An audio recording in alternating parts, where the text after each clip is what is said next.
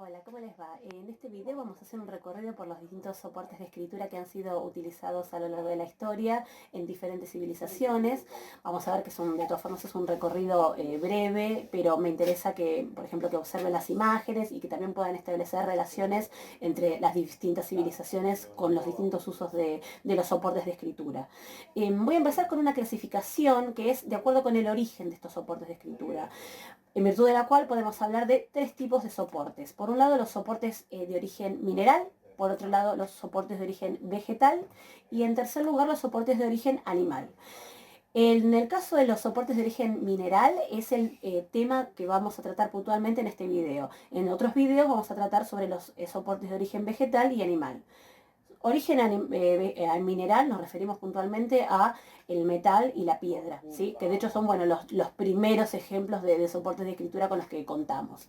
Para el caso del origen vegetal estamos pensando fundamentalmente en el papiro, que es el más importante, y en el caso de los soportes de escritura de origen animal, pensamos en el uso del cuero de determinados animales para recibir escritura y, bueno, puntualmente el caso del pergamino.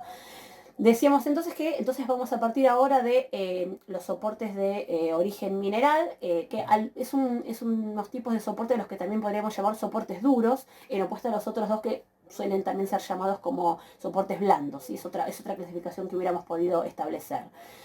Bien, fíjense que yo acá les pongo un mapa para que así a golpe de ojo rápidamente veamos a qué civilizaciones nos vamos a estar refiriendo en este video. Vamos a empezar con, digamos, las primeras manifestaciones de escritura, que es la escritura mesopotámica, cuneiforme. Luego vamos a pasar a mirar los soportes de escritura duros en el caso de la escritura jeroglífica egipcia. Luego también vamos a hablar de la escritura china y de los soportes duros, del hitita jeroglífico en la zona de Anatolia. Vamos a mencionar también cuáles eran los soportes de escritura de las civilizaciones del Egeo, de lo que se conoce como estas tablillas de lineal A, lineal B, y luego también vamos a mencionar los primeros testimonios de escritura alfabética para el caso del griego. Y luego vamos a pasar, bueno, ya en la zona del Mediterráneo, a algunos ejemplos también de escritura en Roma. En estas últimas, tanto en Grecia como en Roma, yo me voy a detener un poquitito más porque, bueno, dada la cercanía con el sistema de escritura alfabético respecto de nuestro propio sistema de escritura, me parece que también va a ser más fácil ilustrar algunos de los fenómenos, ¿sí?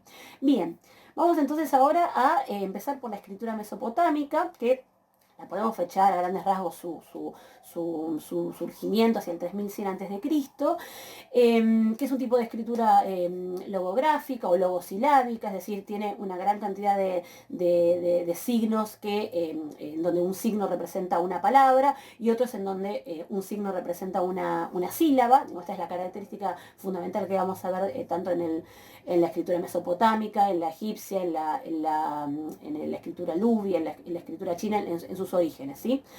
Y bueno, decíamos que su mayor representante son estas tablillas, que son unas tablillas de arcilla que, bueno, ahí tienen mejor la imagen, tienen la particularidad de que por eso se llaman cuneiformes, porque observan ahí en el trazo que quedan marcadas esa especie de cuñas, ¿sí? Esas incisiones son llevadas a cabo con un punzón, o lo podemos encontrar también mencionado en la bibliografía como estilete o estilo, que es el que termina dando para esas impresiones esa forma, ¿sí? Ahora bien, comento someramente, dado que bueno, la escritura surge en Mesopotamia, o al menos el primer registro de escritura surge en Mesopotamia, que para el caso entonces de Mesopotamia contamos con algunas primeras manifestaciones de lo que se puede considerar como escritura, que son, por ejemplo, estos sellos, que son unos sellos cilíndricos, que también se usaban, por ejemplo, para marcar propiedad de determinados bienes, tienen por supuesto un carácter pictórico, pero bueno, en general vamos a observar también esto, que las primeras manifestaciones de escritura parten de signos más asociados con dibujos y que después esos dibujos se van haciendo cada vez más abstractos hasta llegar a un tipo de escritura más, por ejemplo, el de las cuñas o más lineal. Luego, también para el caso de pensar en lo que podríamos considerar como protoescritura en Mesopotamia, están estas fichas, bueno, ahí me quedó el nombre en inglés, porque bueno, la bibliografía se habla también con esos términos, estos tokens, que ahí tienen los dibujos, que son, por ejemplo, son unas fichas, en este caso fíjense que ahí tienes unas más de tipo de disco, puede haber unas más redondeadas, después tienen otras con otras formas geométricas, más piramidal, más triangular, que digamos, insertaban en estas esferas de arcilla que se llaman bulae, ese es el nombre que se les suele dar, que también servían, por ejemplo, para establecer determinada cantidad por ejemplo, transacción comercial de un producto, ¿sí? Entonces, de acuerdo a la cantidad de fichas que se incluían en esas esferas, marcando diferentes tipos de, por ejemplo, determinado ganado, o en este caso, por ejemplo, les puse de un comercio sobre el comercio de cebada. Entonces, de acuerdo con las marcas que ofrecían esos soportes, daban cuenta, por ejemplo, esto, de la cantidad de ganado, por ejemplo, que se comerciaba, ¿sí? Entonces, por eso es considerado como una protoescritura. Y les pongo algún otro ejemplo más para que vean otras formas. También, bueno, me interesa el soporte, ¿no? También están estas etiquetas que tienen una función también vinculada con lo administrativo. Estas ven que son algunas son del 3200, que bueno, ven que también tienen, en las inscripciones que aparecen ahí, tienen un carácter más bien pictórico también, ¿no? Pero bueno, decíamos entonces que digamos, el ejemplo ya de escritura propiamente en Mesopotamia lo encontramos en estas tablillas, decíamos, ¿no? Que las tablillas cuneiformes que sirvieron para primero notar la lengua sumeria, después también las vamos a encontrar en acadio, en elamita, en urrita, después bueno, se va a diversificar también las van a usar también otros pueblos, en donde el soporte entonces son estas tablillas, son tablillas pequeñas, ahora les voy a mostrar una imagen de eso, que tienen básicamente respecto del contenido, es la funcionalidad es contable, básicamente, ¿no? Es asentar transacciones de bienes y movimientos de palacio, ¿no? De hecho, bueno, se suele explicar el surgimiento de la escritura en Mesopotamia asociado con digamos, este crecimiento del Estado, en donde, bueno, es necesario entonces el uso de registros, ¿sí? Bien, después entonces a ver si aparecen, bueno, les quería mostrar esto, como las primeras tablillas tienen por ahí un carácter más bien pictórico, ven ahí, se ven bastantes dibujitos. Bueno, esto ya se los había contado, ¿no? Lo de que son chiquitas, ahí tienen un dibujo de cómo serían esos punzones o estilos. Y acá, bueno, esta es una tablilla ya babilónica, un poco más tardía, pero bueno, observan también bien claro el trazo cuneiforme. Como reflexión también que me interesa que llevemos a cabo, pensemos que en estas sociedades, sobre todo vamos a ver cuando encontramos el uso de escritura en soportes duros, en general las civilizaciones que llevan a cabo este tipo de escritura en estos soportes no tienen un alto grado de alfabetización, ¿sí? Los que acceden a la escritura son unos pocos. Bueno, en el caso de Mesopotamia están estas escuelas de escribas, ¿no? En donde, bueno, es una profesión, digamos, bastante específica, pero insisto, o sea, pensemos en eso, en el que también el soporte duro está asociado con una dificultad para escribir, para llevar a cabo esa tarea. Los materiales también son, en algunos casos, piensen, después vamos a ver también en los casos de monumentos, en donde hay un trabajo también ahí artístico para llevar a cabo no digo en este, ¿no? Pero después ahora lo vamos a ver también en Egipto. Entonces, lo menciono en general para entonces tener en cuenta el uso restringido de la escritura en el caso del uso de estos soportes duros. Porque es más dificultoso el acceso a los materiales, la incisión en los materiales. Distinto es a lo que va a ocurrir con el caso de los soportes blandos. Pensemos desde el papiro, el pergamino hasta el papel, que por su facilidad, tanto para producir el material como para también inscribir en él, va a permitir, o sea, va a estar asociado con mayor grado de alfabetización de esas sociedades, ¿sí? Lo vamos a ver, insisto, después igual en otros videos, pero ya me interesa tenerlo señalado acá, porque bueno, se da el caso de esta escritura de tipo duro, en donde decíamos que bueno, los que tienen acceso a la escritura son pocos. Para el caso del egipcio, también, o sea, vamos a contar con ejemplos de, por supuesto, de jeroglíficos inscritos en papiro. Bueno, ahora me interesaba ver los ejemplos de materiales duros. Acá, por ejemplo, tenemos relieves, ¿no? O sea, esto es, por ejemplo, una escritura en un templo, en donde se observa esto que yo les decía, cómo la escritura está vinculada con hasta también un carácter ornamental y asociada al culto. Observamos acá, por ejemplo, los textos de las pirámides también, que respecto del contenido, fíjense que yo ahí les pongo, ¿no? Son fragmentos de leyendas, ¿no? De fórmulas para el paso de la otra vida, para fórmulas rituales, textos votivos, conjuros, sortilegios. Entonces, me interesaba también como contraste, como antes mencionábamos, para el caso de la escritura sumeria en Mesopotamia y bueno, el surgimiento asociado con una funcionalidad así como más prosaica, como en este caso los primeros ejemplos de escritura, en el caso de la escritura jeroglífica egipcia, están vinculados con otra función completamente distinta, que es esta, la más vinculada con lo religioso, con lo ritual. Bien, bueno, ahí les pongo esto, ¿no? Asociado con las ceremonias funerarias, grabados en los pasajes y las cámaras de las pirámides, por ejemplo, ¿no? Estoy haciendo un recorrido muy breve. Acá hay otro ejemplo, bueno, estos son de sarcófagos. Acá hay tanto grabados como pintados en ataúdes. También encontramos fórmulas rituales, textos votivos, narraciones y descripciones mitológicas. En el caso de la escritura lubia, ya nos vamos entonces a Anatolia, que se da, digamos, se la describe también, como en el caso del egipcio, como escritura de tipo jeroglífico, como el caso del egipcio y del sumerio, de la escritura de mesopotámica. También es esta escritura de tipo logográfica, es decir, tiene mayormente signos que cada signo representa una palabra, o silábica, donde cada signo representa una sílaba. También se da el hecho de que hay una especie de evolución en donde partimos de un carácter más pictórico y después vamos a ver también una evolución en donde esos signos se van haciendo cada vez más abstractos. Acá igual de todas formas me interesa que observen por un lado, bueno, el tipo de escritura monumental, es jeroglífica, entonces también está esta idea que les mencionaba de la dificultad, ¿no? De hacer las incisiones para esos dibujos. Bueno, ahí ven un poco más las piedras, ¿no? En donde aparecen ahí estas inscripciones. Estas, por ejemplo, son religiosas, digamos, hay una gran cantidad, ¿no?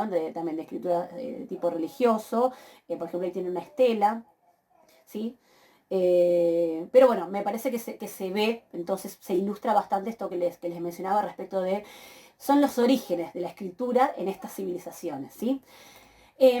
Para el caso de China, nos encontramos con un soporte de escritura distinto, porque en China los primeros registros de escritura están en estos soportes que son huesos de animales y caparazones de tortuga. Y la función era asociada con lo adivinatorio. Ahí tienen, por ejemplo, un caparazón de tortuga, en donde, ¿para qué se usaba esto? Lo que se hacía era, ven ahí también que, espero que se vea bien en el video, ahí están los signos, ¿no? También son signos estos que llamamos, ¿no? Logosilábicos, ¿no? O sea, un signo, una palabra, o en algunos casos cada signo representa una sílaba. Entonces observan ahí en ese caparazón los signos y ven ahí también como una especie de grietas. Bueno, estos huesos, para los caparazones funcionaba igual. Lo que se hacía era, se les practicaba un orificio que después eso se calentaba y de acuerdo con las grietas que se iban formando a partir de ese primer orificio, después el fuego que hace que se agrieten los materiales, esas grietas eran interpretadas como la respuesta del oráculo en una ceremonia religiosa, por ejemplo, ¿sí? Entonces, de nuevo me interesa marcar cómo vimos un caso de cómo funciona, para el caso, por ejemplo, de Mesopotamia, los orígenes de la escritura, más asociado con lo administrativo, para el caso de Egipto, o también lo vemos en los primeros testimonios de escritura lubia, más asociado con algo o monumental o vinculado con lo religioso, a un caso en el que, bueno, cambiamos además el soporte porque está en estos huesos y asociado en este caso puntualmente con lo oracular. ¿Sí? Acá entonces, bueno, les pongo algunos ejemplos más. Ven, uno es un hueso, después otro es un caparazón. Estos son en blanco y negro. Acá les traigo unos que son en colores, un poco más vistosos, esos caparazones. Ahí hay huesos, espero que se vea bien, ¿no? Los signos, ¿no? Acá hay otro caparazón, más huesos, un poco más rotos. Bien, y pasamos ahora a las escrituras silábicas del Egeo, ¿sí? O sea, nos estamos refiriendo puntualmente a lo que conocemos como escritura lineal A de la civilización minoica y lineal B de la civilización micénica. A ver, esto es digo, lo que se conoce como escritura cretense, ¿no? O sea que si yo tuviera que hacerles una evolución de cómo se da esas escrituras, lo que se encuentra primero son lo que se conoce como jeroglíficos cretenses, de nuevo, se los llama jeroglíficos solamente porque tienen un carácter eminentemente pictórico. Hacia el 2100 aproximadamente aparecen los primeros testimonios. Luego tenemos lo que les decía puntualmente, la escritura en lineal A, que son estas tablillas de arcilla, ahí es donde me voy a detener, que surgen aproximadamente entre el 1600 y el 1450 su desarrollo, que es propio de la civilización minoica de Creta, y se supone que de esa escritura lineal A, por lo menos desde el punto de vista formal, es que se desprende otro tipo de escritura que es lineal B. Esto es, lineal B ya es griego, ¿sí? Mientras que lineal A es de la civilización minoica de Creta, que es una lengua todavía digamos, de la que no se conoce del todo, porque la escritura no está descifrada, es medio ahí como hay un enigma, mientras que del lineal B sí sabemos que es griego micénico, ¿sí? Fíjense que la evolución, ahí tenemos la diferencia entre jeroglífico y lineal. Jeroglífico es pictórico y a la lineal A y lineal B se la llama lineal porque es un tipo de escritura más abstracta, digamos, ¿no? Ese es el origen del nombre, ¿sí? Les menciono brevemente lo de los jeroglíficos para que vean simplemente el carácter pictórico. Estos son algunos sellos. Ahí les pongo los dibujitos para que se observe bien en qué consiste, ¿no? El ojo, el gato. Ahí en general eso, representaciones de objetos, seres vivos. Acá les pongo una tablilla de arcilla. Y ya puntualmente entonces de la escritura lineal A, ¿sí? Es un tipo de escritura silábica, en donde cada signo entonces representa una sílaba. Que no está completamente descifrada, es un tipo de arcilla que no se cosía, probablemente porque al no coserse entonces se podía reutilizar, y por algún proceso vinculado con el fuego, probablemente, bueno, se menciona por ahí algún tipo de incendio, es que se ha podido conservar hasta nosotros. Bueno, ahí observan bien este tipo de escritura y hay algo que se señala que no es lo mismo que ocurre para el caso de las tablillas de arcilla en el caso de la que vimos de Mesopotamia, es que por el tipo de dibujos que aparecen ahí, porque, a ver, la incisión con las cuñas, como les mostré en el caso de Mesopotamia, bueno, es ir haciendo como con el punzón, las distintas cuñas, pero en el caso de esta escritura lineal, por las formas redondeadas que tienen muchos de los signos, algunos de los estudiosos se preguntan si no pudo haber tenido el lineal A, y después lo vamos a ver igual en el lineal B, porque decíamos que bueno, el lineal B desde el punto de vista formal, o sea, el tipo de escritura de signos deriva del lineal A, no pudo haber tenido un soporte que no sea la arcilla, ¿sí? Porque precisamente que sea algo del estilo de alguna especie de cuero de animal, no se sabe, no hay nada conservado, pero porque el tipo de grafías parece poco adaptada a el hecho de escribir sobre arcilla. No sé si espero estar explicándome bien. O sea, las formas redondeadas, digamos, para escribir parecen un poco como no apropiada a la arcilla. De todas formas, bueno, es el único material que hay. De modo que, bueno, no, se los comento como dato curioso. Y bueno, y también para asociar esto que les decía, ¿no? La funcionalidad de estas escrituras y de los soportes, ¿sí? Porque, a ver, las tablillas de lineal A, y ahora vamos a pasar al caso de lineal B, que es, el fenómeno es el mismo, tienen ese tipo de contenido similar al que decíamos para el caso de Mesopotamia. Lo único que tenemos ahí son registros contables, ¿sí? De animales, de profesiones, son en general esos registros de ese tipo de objetos o hay numerales también, entonces se permite contar vacas, caballos, yeguas, etcétera, ¿sí? Y en el caso decíamos entonces de lineal B, que desde el punto de vista formal los signos de lineal B derivan del lineal A. Ya les digo, es otra escritura, porque el lineal B es griego micénico, mientras que el lineal A no, porque no es una, no es otra civilización. Pero bueno, la funcionalidad de estas tablillas de lineal B es la misma. ¿Sí? Tenemos algunos ejemplos de aislados de inscripciones en lineal B de tipo religioso, pero bueno, las mayormente conservadas son de este tipo. Ven ahí también, bueno, hay también una evolución, como en todas las escrituras esa nos va a pasar, de un carácter más bien pictórico a uno más abstracto. En general hay una diferencia, las de tipo, las de lineal B suelen ser más alargadas, mientras que las de lineal A suelen ser más de tipo página, más vertical. No es que todas sean así, pero eso es algo. Ahí les muestro un ejemplo para que vean también el tamaño de las tablillas. Eh, y bien, vamos a pasar ahora a la escritura en Grecia ya de tipo alfabético, ¿sí? Se supone que entre el lineal B y el surgimiento del alfabeto griego pasa un periodo que es el que se conoce como la Edad Oscura, en donde no había escritura en Grecia, o sea, se pasó de eso, de un tipo de escritura silábica y digamos, plasmada en estas tablillas de arcilla, a un periodo donde no había escritura. Bueno, tampoco, o por lo menos no contamos con que hubiera, no contamos con ningún registro escrito, a la introducción en Grecia del alfabeto griego originario de Fenicia. ¿Sí? Se adapta el sistema de escritura semítico del fenicio a la lengua griega. ¿Sí?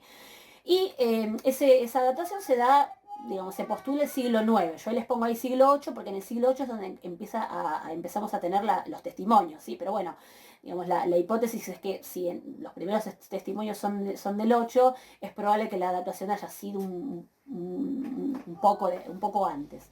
Bueno, hipótesis porque no hay mucho más que decir sobre eso. Bien, yo que les pongo algunos de los ejemplos que vamos a ver de escritura alfabética griega, para simplemente que lo vamos a ver así de manera rápida, de repaso.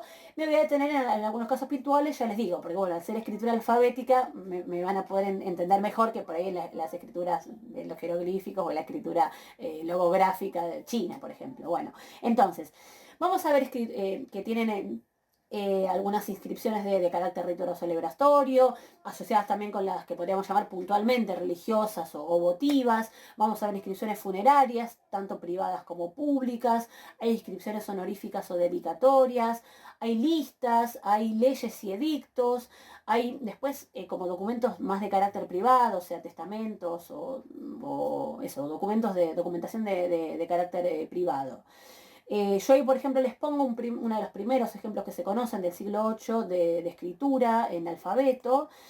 Y acá les pongo, bueno, para que también vean el soporte. Estos son dos vasos, ¿no? Dos vasos de arcilla de estilo geométrico, o sea, también con dibujos, podríamos decir, en donde ya fíjense qué curioso cómo la escritura aparece, o sea, estos son los primeros testimonios, yo les digo, siglo VIII a.C., es de lo primero que hay escrito en alfabeto, cómo la escritura aparece en este tipo de soportes, ¿sí? O sea, un vaso, o sea, de hecho, bueno, ahora les voy a mostrar puntualmente, este es lo que se conoce como el vaso del Dipilon, es un oinojoe, o sea, fíjense aquí tiene lasas, es un vaso que sirve para verter vino, básicamente, y tienen ahí, les pongo ahí, tienen ahí ahí comienza la inscripción, ¿sí? Fíjense que es lo que se llama escritura en espejo, o sea, respecto de cómo escribimos nosotros, es para el otro lado. Bueno, eso es porque habíamos dicho recién, ¿no?, que el origen era como el de fenicio, las escrituras semíticas se escriben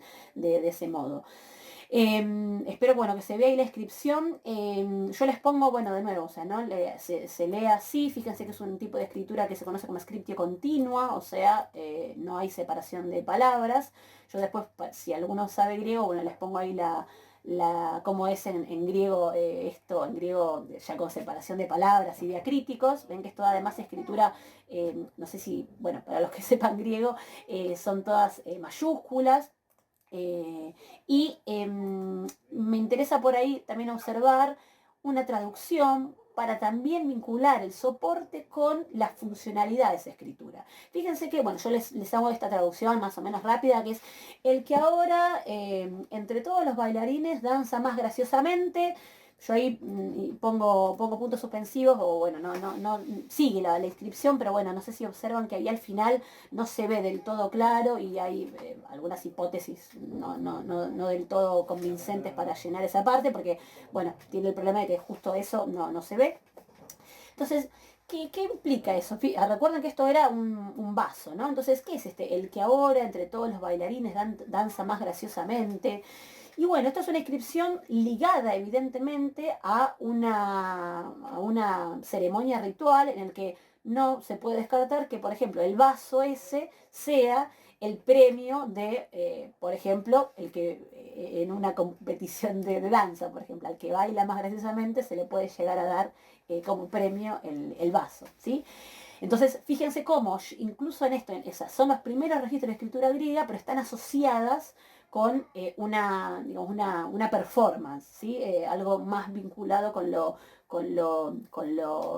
oral, si se quiere. Esta es otra inscripción muy famosa, es la llamada Copa de Néstor, de la zona de Isquia en el siglo VIII, está un poco rota, bueno, tuvo un par de intentos de reconstrucción, ven que está bastante rota, y el tema en todo caso que eso también es algo que me interesa que reflexionemos a la hora de trabajar con estos soportes de escritura de la antigüedad, que es el hecho de que hay veces en los que no tenemos contenido, y hay que digamos, tratar de suplir ese contenido, lo que se llaman las lagunas. Ven que ahí yo les pongo de nuevo, esta inscripción también está en espejo, son tres versos, y muchas veces lo que hacen los que analizan las inscripciones epigráficas, y los que las editan, bueno, es a veces suplir esas lagunas, esos blancos que no están, tratando de hacerlo lo mejor posible, con lo mejor, digamos, en el sentido de que se consideran varias posibilidades, pero muchas veces no hay nada más que, uno no se puede agarrar de ningún lado, y muchas veces la forma en la que se completa esa laguna determina por completo el contenido. Entonces, elegir una u otra variante es dificultoso, ¿sí? Yo les pongo ahí, a ver, les pongo una traducción, porque como precisamente justo falta, ahí empieza el texto griego, empieza diciendo no, Néstoros, o sea, de Néstor. Entonces justo lo que sigue después, que parecería ser el verbo de la oración, no está. Yo les pongo una posible forma de llenar esa laguna, que es soy la copa de Néstor, buena para beber. Insisto, ese soy no está. ¿Sí? Hay otros verbos que se pueden presuponer, pero ahora les comento por qué les planteo esta forma de rellenar la laguna y no otras. Soy la copa de Néstor, buena para beber, el que beba con la copa de él, inmediatamente lo tomará el deseo de la bella, de Afrodita de bella corona. A ver, ¿qué es esto y por qué, digo, me interesaba en este caso poner, o sea, o que mostrarles a ustedes esta forma de llenar la laguna con el soy la copa de Néstor? Porque es algo bastante plausible y de lo que tenemos ejemplos en otras inscripciones epigráficas, en vasos, en la antigua Grecia, que es el caso del objeto parlante, ¿sí? El mismo objeto, que en general son estas vasijas, habla sobre sí mismo. Entonces, que la misma crátera diga, bueno, soy la copa de Néstor, no, es verosímil, ¿sí? Y observemos también este carácter ritual y performativo con el que se asocia esos primeros testimonios de escritura en el caso del alfabeto griego. Esta, por ejemplo, es otra, es una estatuilla de bronce muy, muy simpática de Beocia, entre el 700 y 650 se la ubica.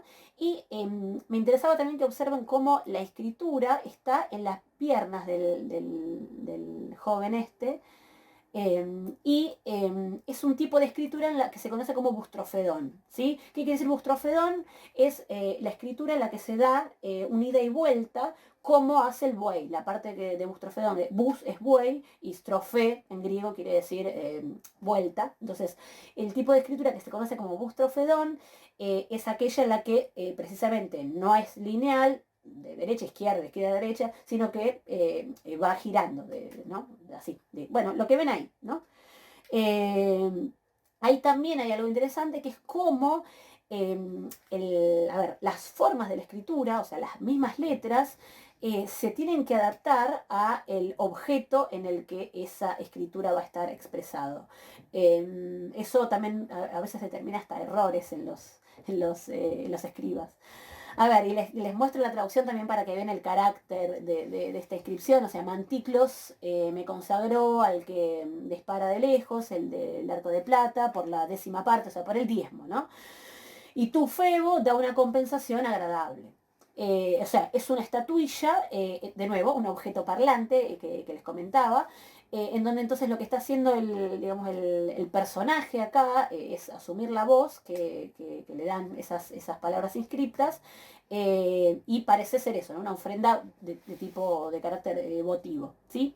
Bien, esto también es algo que, bueno, ahí les pongo ahí donde comienza la inscripción para que observen bien esto que les decía del bustrofedón. Y de nuevo, bueno, algo que ya había mencionado es la separación de palabras, que tampoco está. Es, a la hora de trabajar estas inscripciones, no hay que detenerse en estos detalles y cuando uno empieza de cero, ¿no? Les quería mostrar otro ejemplo de bustrofedón. Esta es una descripción de una dedicatoria, ¿no? Soy el monumento de Glauco, hijo de Latines, me erigieron los hijos de Brentes, ¿no? Entonces, ahí ven también cómo va para un lado y después para el otro, ¿no? El de bustrofedón puede ir de derecha a izquierda, de izquierda a derecha, pero después va girando, ¿sí? Bien, ahí están, les puse las flechas. Esto también es otro caso de bustrofedón, que además me interesaba que lo vieran porque es otro ejemplo de otro uso de escritura, que es las leyes. Las leyes estaban inscritas también en este tipo en este tipo de piedras. Acá ya, de todas formas, ven cómo, a ver si les pongo, bueno, creo que en esta por ahí se ve mejor, como van para un lado, las letras, después van para el otro. Y asociar también, acá está, lo que habíamos visto antes es una parte de estas leyes de Gortina. Esto es como el panorama de todas las leyes. Ahí, bueno, para comentar también la relación entre el soporte de la escritura y su funcionalidad y su contenido, observemos o reflexionemos sobre qué implica, ¿no? Que las leyes en una sociedad que tiene un gran grado de analfabetismo, en el sentido de son sociedades orales en principio, ¿no? La sociedad griega. Entonces, es cómo resulta importante que empiecen por ejemplo, a aparecer estos documentos con, por ejemplo, en este caso, leyes, en piedra, donde, bueno, queda el registro de esa ley para el que deseara consultarlo, ¿sí? O sea, cuán importante es empezar a fijar esos contenidos, nada más ni menos, por ejemplo, que una ley, ¿sí? Bien, esto ya es una dedicatoria, ya no es en piedra, es en mármol. Eh, Acá más que nada, bueno, para que miren también cómo son los trazos. Fíjense que las primeras, esto también es algo que les había dicho que me interesaba reflexionar, como por ejemplo las primeras inscripciones, la de los vasos, ¿no? De arcilla, el tipo de escritura era bastante más, está bien, son las primeros testimonios de escritura y en verdad están bastante relacionadas con las formas fenicias, pero también el soporte de escritura hace que las formas de las letras sean más irregulares, porque se está escribiendo sobre una superficie redondeada, por ejemplo, que es un vaso, ¿no? Mientras que ya cuando uno escribe sobre piedra, los caracteres son bastante más prolijos, podríamos describirlos, ¿no? Esto es por ejemplo, esto es de época de Augusto, Jodemo Sebastón Cáizara. ¿sí? Esta es una estela conmemorativa por caídos en guerra, una estela ateniense, pero insisto entonces en esto, que pensemos también en la relación del soporte con su funcionalidad. Esto es, por ejemplo, un caso también bastante mencionado por su particularidad en el uso de materiales de escritura, que es el de los óstracas, ¿sí? Óstracon son estos pedazos de cerámica que pasaron después al castellano en la palabra ostracismo, porque eran precisamente esos pedazos en donde lo que se hacía era escribir los nombres de aquellos que iban a ser, a los que se votaba para llevar al ostracismo, ¿no? Entonces, hay por ejemplo Arístides, hijo de Lisímaco, Temístocles, se me fue, hijo de Neocles, entonces ahí aparecen en esos pedacitos de vasija. Entonces, la práctica del ostracismo es donde más lo conocemos, pero después en estas óstracas aparecen otro tipo de contenidos, ¿no? Acá está Pericles, hijo de Jantipo, Megacles, Simón. Bueno, acá hay también para que vean como las óstracas más de manera general. Esto es para que vean también, bueno, este es un nostra con escritura hebrea, o sea, la extensión de su uso, un nostra con escritura hierática. Este es un ostracón griego donde a esto iba, que digamos, si bien su nombre después pasa al castellano por la práctica del ostracismo, después en los óstracas pueden aparecer otro tipo de contenidos de escritura. Por ejemplo, esto que les mencionaba, ¿no? Esto es una nota privada sobre el uso de bueyes para el arado, por ejemplo, ¿no? Hay documentos también, tratados, o digamos, documentos privados de uno y otro, escritos en óstraca. Este es un ostracón en donde está un poema de Safo, que fue descubierto por Medea Norsa, que tiene estrofas de las que no se sabía sobre Safo, y estaban inscritas en este pedazo de cerámica, ni más ni menos, ¿sí? Acá, bueno, lo que les pongo ahí en la diapositiva es que se cree que probablemente haya sido de empleo en una especie de escuela o en un dictado en el que a un alumno se le pudo haber dictado y usó el ostracón para escribir el poema de Safo, y gracias a eso, por ser una superficie dura, terminó conservándose. Safo tiene una transmisión textual asociada con los papiros, y bueno, los papiros por su fragilidad no todos han llegado a nosotros. Acá les pongo el fragmento de Safo en donde está puesto de donde está el contenido, ¿no? de este óstraco, ¿no? Que es el fragmento 2, ¿no? Bien. Bueno, y ahora algunos ejemplos también de materiales de escritura en la cultura romana. En este caso yo de todas formas ya voy a obviar algunos casos que ya fueron mencionados o están contemplados en lo que ya vimos para el caso de Grecia sobre todo y de otras civilizaciones. En todo caso voy a basarme en lo más original. Menciono por ejemplo algunas inscripciones de tipo funerario en donde vamos a encontrar, bueno, la inscripción en capital, con un trabajo también de adorno alrededor. Hay bastante desarrollo de la cultura de estas inscripciones funerarias en Roma, en Grecia, bueno, en las civilizaciones antiguas en general. Por ejemplo, fíjense, es una tumba del 150 antes de Cristo, con adornos. Bastante extensa la inscripción. Esta también tiene un busto. Esta también es la tumba de un matrimonio donde aparecen los nombres. Bien, y como algo que no quería que se nos pasara tampoco por alto, son estas grandes construcciones de la antigua Roma. Este es un caso, ¿no? de los más conocidos, el Panteón de Agripa, que es una construcción de época de Adriano. Se la fecha en general es el 126, como el momento de la inauguración de la construcción. Pero es una construcción que está emplazada donde había un templo que había mandado a construir Agripa en época de Augusto, que es un templo que se destruyó. Pero Adriano termina poniendo una inscripción en donde Agripa queda mencionado.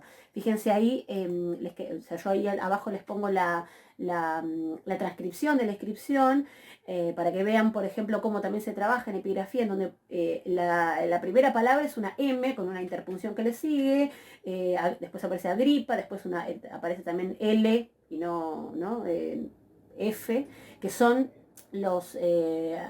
algunos nombres, como algunas palabras que por su carácter de frecuente, en las inscripciones aparecían abreviados, ¿sí? Entonces, digamos, como una cuestión estética también, y que el lugar, que no quede una inscripción tan grande, por ejemplo, en un lugar tan preeminente, se usaban estas abreviaturas que en el momento de la transcripción lo que se hace es poner entre paréntesis la resolución de la abreviatura, ¿no? Entonces, Marco Agripa, hijo de Lucio, cónsul por tercera vez, lo hizo, ¿no? Cónsul tertium fecit, lo hizo. Este dato de que es el tercer consulado de Agripa nos fecha la inscripción original en el 27 a.C. Fíjense ahora, por ejemplo, acá está el arco de Tito, de construcción de aproximadamente el 82, entre el 79 y el 82, ¿no? Se cree que es su construcción. Acá tienen también ahí arriba esta fórmula, ¿no? Que aparece tanto tan conocida, ¿no? Senatus Populusque Romanus, SPQR, que es el Senado y el pueblo romano. No está el verbo, pero dedican esta obra, o sea, es lo que falta, ¿no? El verbo. Divo, Tito, Divi, o sea, ahí abajo está a quién se le dedica, ¿no? Al divino Tito, Vespasiano, Augusto, hijo del divino Vespasiano, ¿no? Esto es una construcción de época de Domiciano, ¿no? Ahí también fíjese que hay una abreviatura resuelta, y como es una fórmula muy frecuente, que aparece el nombre de quien dedica.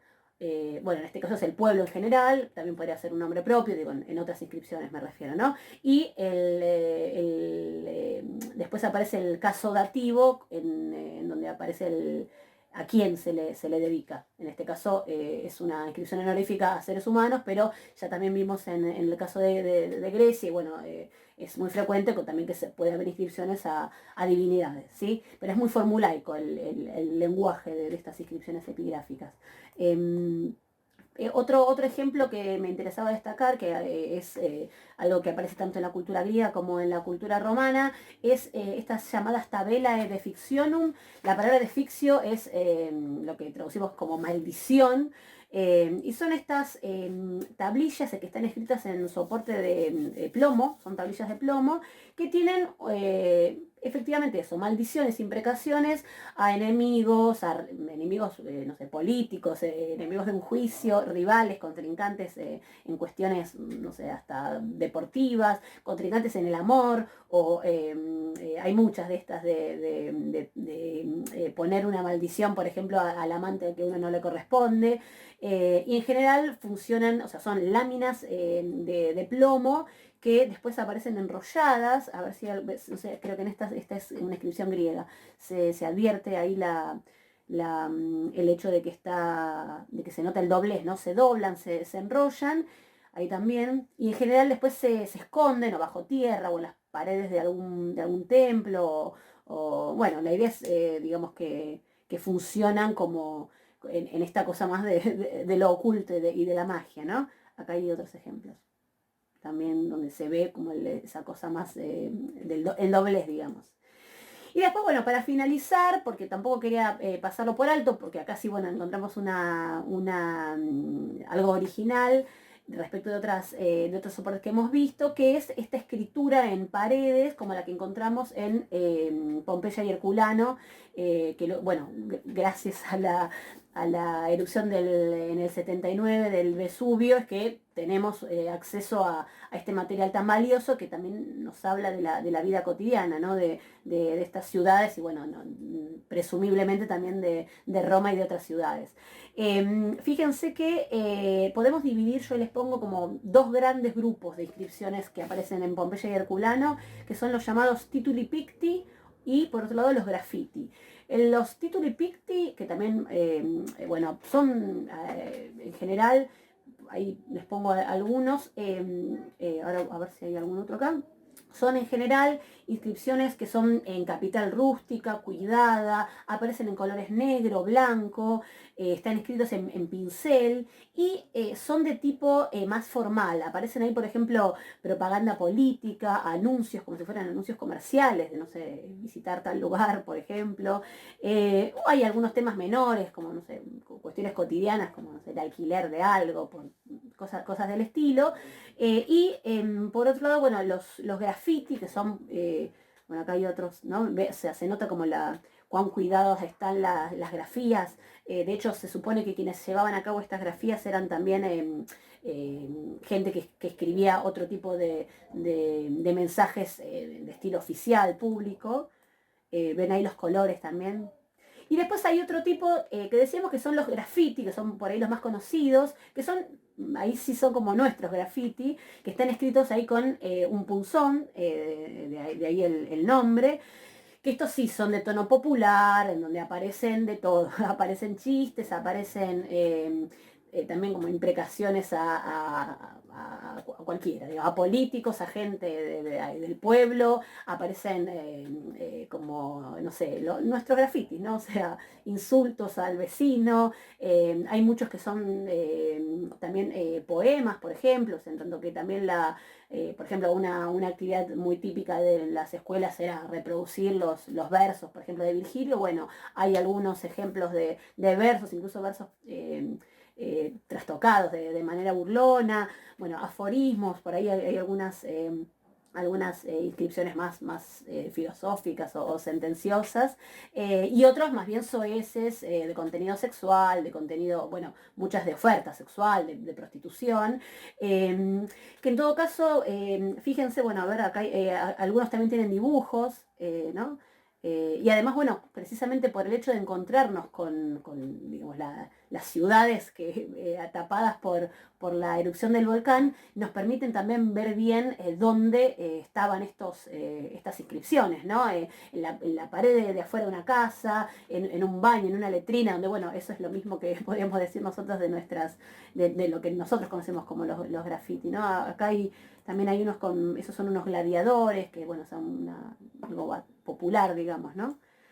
Algunas son, bueno, más, ahí aparecen imágenes y después también el texto ahí tanto arriba como abajo, de contenido más de tipo soez. Y bueno, como reflexión respecto a esto que les decía, de que también conocemos el lugar en donde fueron inscritas originalmente, cosa que en otros lugares, en otras de estas civilizaciones que fuimos viendo, no necesariamente sabemos los contextos. Por ejemplo, en lo que mencionábamos de las ánforas griegas, bueno, vaya a saber uno dónde se usaron puntualmente, ¿no? O las tablillas mismas, ¿no? Pero como reflexión interesante en estos casos está la difusión de la escritura para el siglo I en el Imperio Romano, en tanto que si hay una cantidad de grafitos inscritos en paredes con propagandas o con lo que sea, estos mensajes a vecinos y cuestiones de la vida cotidiana, es probable que hubiera habido para esa época un grado de alfabetización, digamos, bastante más amplio que por ahí lo que uno podría llegar a pensar respecto de las civilizaciones antiguas, ¿sí? Entonces, bueno, ya para cerrar entonces, es un breve recorrido para tener en cuenta los soportes de escritura duros. Después, en otros videos vamos a ir viendo entonces qué pasa en el caso de los soportes de origen vegetal y de origen animal, o sea, el papiro fundamentalmente y el pergamino. Así que bueno, nos seguimos viendo. Gracias.